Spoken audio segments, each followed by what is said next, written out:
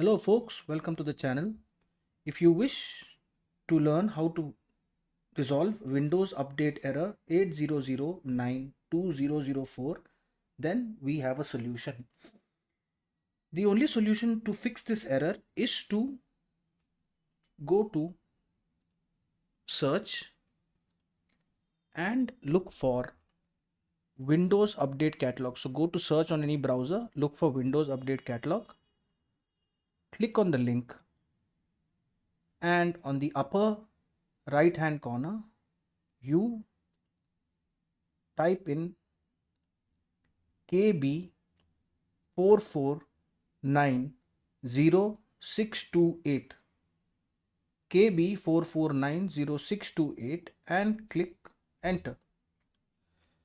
Now you have to download this servicing stack update for Windows.